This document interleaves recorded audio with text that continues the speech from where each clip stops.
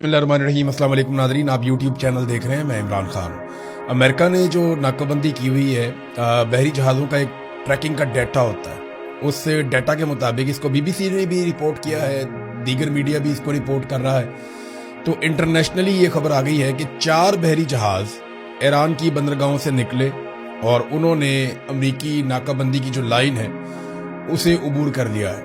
यानी ये वाक़यात भी हो रहे हैं कि अमेरिका जहाज़ों को वापस भेज रहा है, और ये वाक़यात भी हो रहे हैं कि जहाज़ उस नाकाबंदी की लाइन को अबूर कर रहे हैं। इससे एक बात साबित होती है कि अमेरिका नाकाबंदी करना ज़रूर चाहता है, लेकिन इसमें कोई बड़ी लड़ाई नहीं लेना चाह रहा या जंगबंदी की खिलाफ वर्जी नहीं करना चाह रहा। और अमेरिका के दिमाग में ये बात है कि हमने जंगबंदी को मुस्तकिल अभी आगे लेकर चलना है। ये 4 जहाज़ कौन से थे, किसके थे? इसमें 3 ईरानी फ्लैग वाले जहाज़ हैं और एक रूस का, यानी रूस में एक जहाज रजिस्टर्ड है। ये आजरगोन, आशकन 3 और शब्दिस और टेवा 4, ये 4 जहाज हैं जो चारों गुजर गए हैं और उन्होंने अमरीकी रेड लाइन को अबूर किया है, जहां पे अमेरिका ने ब्लॉकेज लगाया हुआ था। अमेरिका अपनी इज्जत की बहाली के लिए बहुत अजीब अजीब तरीके की चीजें कर रहा है। यानी अमेरिकन को फेस सेविंग लेकर देनी है, और ये रिस्पॉन्सिबिलिटी ज्यादातर इस वक्त पाकिस्तान के कंधों पर पड़ी हुई है, क्योंकि ईरान पाकिस्तान के अलावा किसी और पर भरोसा नहीं कर रहा। अरब ममालिक के साथ वो बातचीत कर सकता था, लेकिन तकरीबन तमाम अरब ममालिक को अड्डों के तौर पे इस्तेमाल किया गया है और वहां से ईरान के ऊपर हमले किए गए। अब वो क्योंकि उनकी सरजमीन इस्तेमाल हो गई है तो वो उसमें शामिल हो नहीं सकते। इंडिया के साथ मामला और है। तुर्की के अब अमेरिका हक में नहीं है, क्योंकि तैयब उर्दगान काम तो कर देगा डोनाल्ड ट्रंप का, लेकिन तैयब उर्दगान जूते पॉलिश नहीं करेगा, उसका रवैया जरा सख्त रहता है। तो ऐसे में डोनाल्ड ट्रंप को तलाश थी इस तरह के मुल्क की जिसपे ईरान भी इन्हिसार करे, ईरान उस मुल्क पर भरोसा करे, और दूसरा वो डोनाल्ड ट्रंप के मुकम्मल वफादार हो। तो पाकिस्तानी हुक्मरानों से बेहतर उन्हें कोई नहीं लगा। बहरहाल अमेरिका ने अब अपनी फेस सेविंग के लिए अजीब अजीब काम करना शुरू कर दिए। ये खबर जो मैं आपको सुना रहा हूं, इससे आपको आइडिया हो जाएगा कि अमेरिका की इस वक्त या डोनाल्ड ट्रंप की हुकूमत की सूरत क्या है। पहले डोनाल्ड ट्रंप ने एक सवाल करवाया रिपोर्टर से, यानी रिपोर्टर ने डोनाल्ड ट्रंप से सवाल किया और ऐसा लगता था जैसे वो फरमाइशी सवाल है, जिस तरह डोनाल्ड ट्रंप ने तुर्की ब तुर्की उसका जवाब दिया। रिपोर्टर ने पूछा कि चाइना ईरान को हथियार फराहम कर रहा है, तो ट्रंप ने कहा कि चीन के लिए बहुत बुरा होगा अगर वो ईरान को हथियार फराहम करेगा। तो ये अमेरिका ने इल्जाम लगा दिया एक खास तरीके से चाइना के ऊपर कि वो ईरान को हथियार फराहम कर रहा है। जब चीन से ये सवाल हुआ तो उनकी गवर्नमेंट ने कहा जी हम तो कोई हथियार नहीं दे रहे या हम ये काम नहीं कर रहे। यानी वो एक सवाल के जवाब में उन्होंने भी कह दिया जी हम हथियार नहीं दे रहे ईरान को। तो उसके बाद ट्रंप ने स्टेटमेंट दे दिया कि चीन ने ईरान को हथियार फराहम ना करने पर हमसे इत्तफाक कर लिया।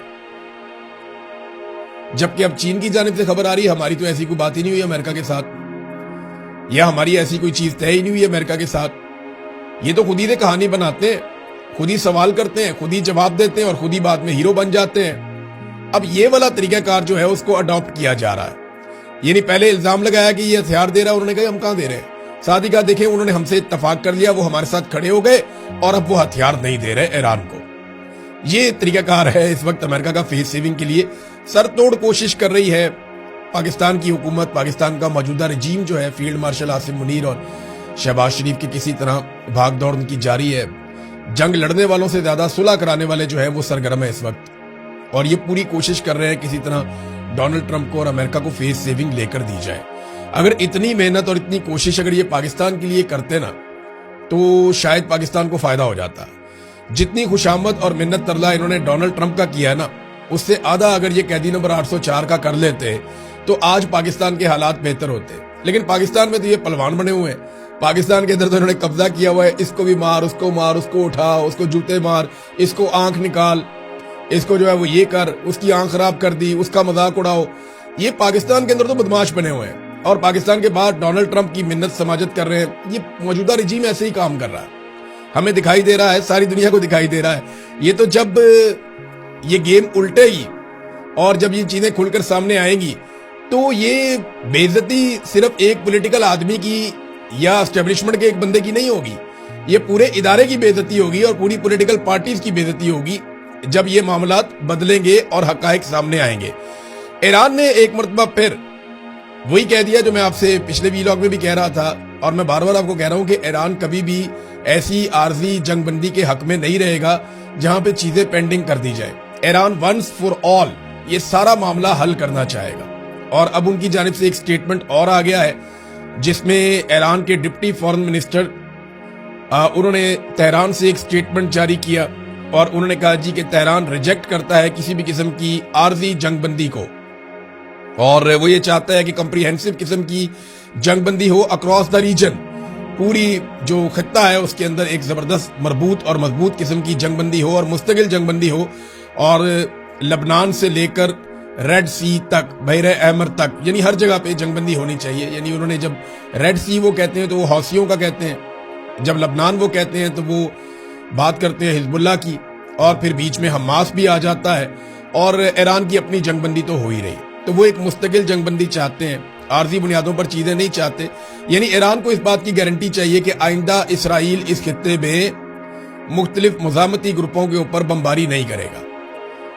اسرائیل جو ہے وہ غزہ پہ بمباری نہیں کرے گا, اسرائیل جو ہے وہ لبنان پہ بمباری نہیں کرے گا حزب اللہ پہ, اور حوثیوں کے اوپر بھی اٹیک نہیں کیا جائے گا. انہیں ایک مستقل جنگ بندی چاہیے جس کے لیے وہ آواز اٹھا رہے ہیں اور وہ یہ کہتے ہیں کہ ہمیں اس کے علاوہ کچھ اور قبول نہیں ہے.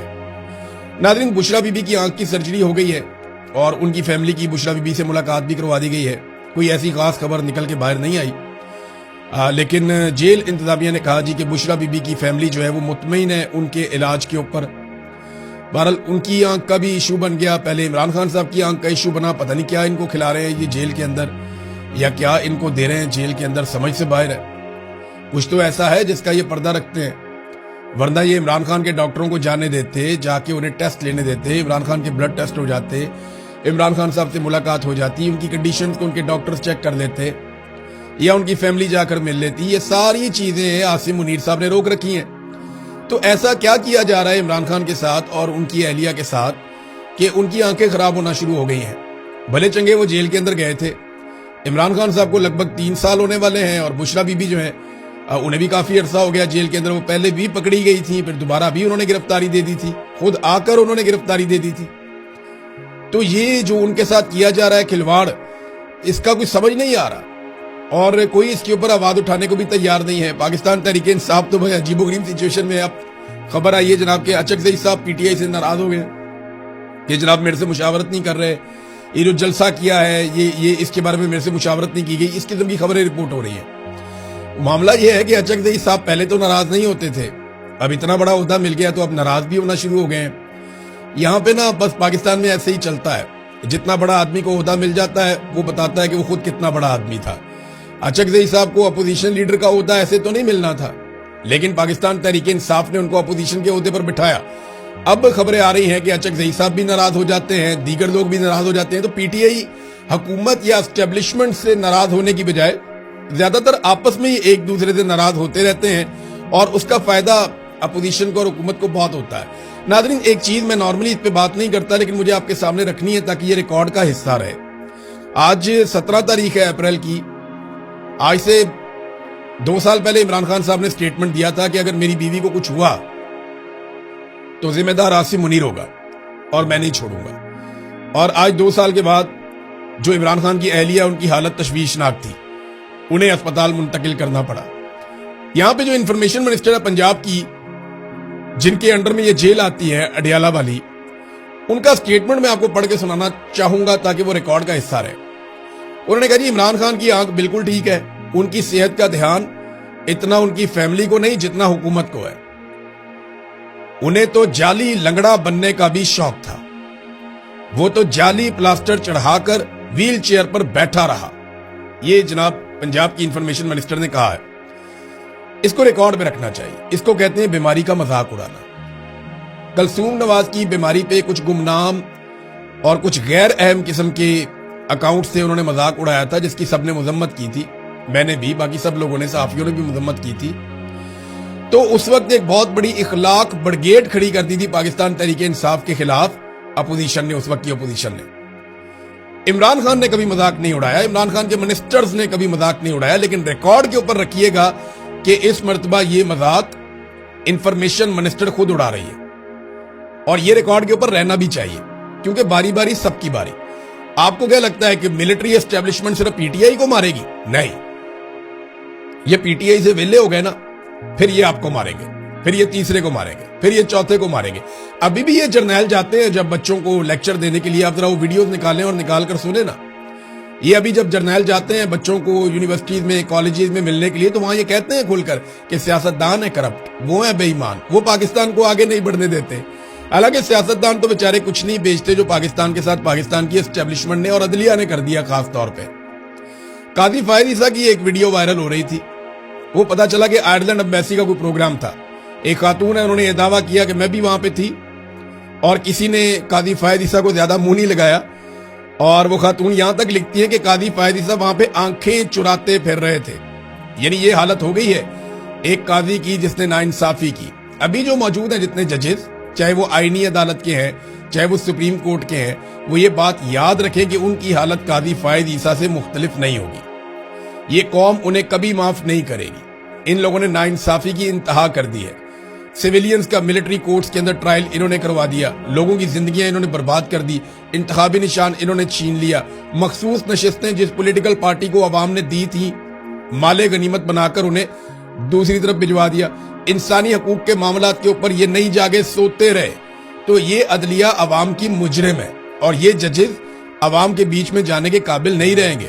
دنیا میں کہیں بھی یہ بندہ کھل کے نہیں پھر سکتا قاضی فائد عیسیٰ، اور یہ جو باقی ریٹائر ہوں گے نا، یہ بھی پھر کے دکھا دیں دنیا میں کہیں کھل کر، تو میں مان جاؤں گا یہ کھل کر پھر رہے ہیں۔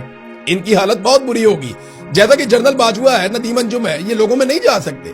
میرا چیلنج ہے، آ جائیں یورپ میں، امریکہ میں، ادھر برطانیہ میں، دنیا کے کسی بھی ملک میں آئیں، کھل کر ذرا پبلک میں پھر کر دیکھیں پبلک ان کا بینڈ بجا دیتی۔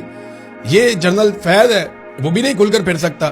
اور جو موجودہ عدلیہ اور اسٹیبلشمنٹ پہ جو لوگ قابض ہیں، چاہے وہ جج ہیں یا جرنیل ہیں، مستقبل ان کا بھی اس سے مختلف نہیں ہوگا۔